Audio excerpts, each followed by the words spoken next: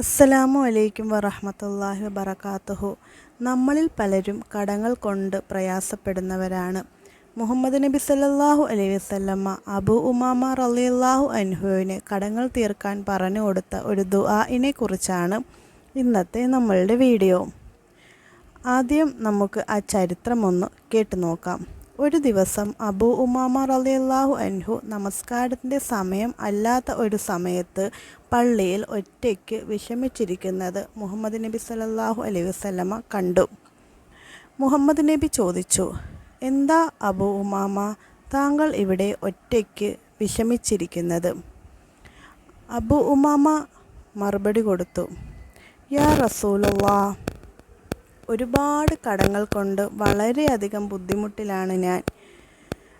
മുഹമ്മദ് നബി പറഞ്ഞു, "അബൂ ഉമാമ, ഞാനൊരു ദുആ പറഞ്ഞു തരാം.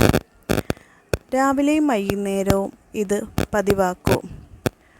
ഉഹുദ് മലയോളം കടമുണ്ടെങ്കിലും അല്ലാഹു തആല അത് പെട്ടെന്ന് തന്നെ മാറ്റിത്തരും."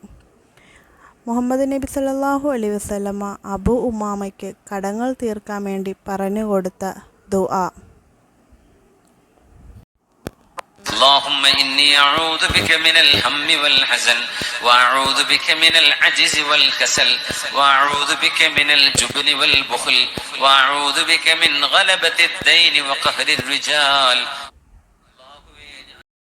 ഈ ദുആ സുബഹി നിസ്കാരത്തിന് ശേഷവും മഗ്‌രിബ് നിസ്കാരത്തിന് ശേഷവും 3 തവണ പതിവാക്കൂ. എത്രയും പെട്ടെന്ന് തന്നെ നമ്മളുടെ കടങ്ങളെല്ലാം തീർക്കാൻ ഒരു മാർഗം അല്ലാഹു തആല കാട്ടിത്തരുന്നതാണ്. നിങ്ങൾ ഈ ചാനൽ ആദ്യമായി കാണുന്നവരാണെങ്കിൽ ഒന്ന് സബ്സ്ക്രൈബ് ചെയ്ത് ലൈക്ക് ചെയ്യണേ.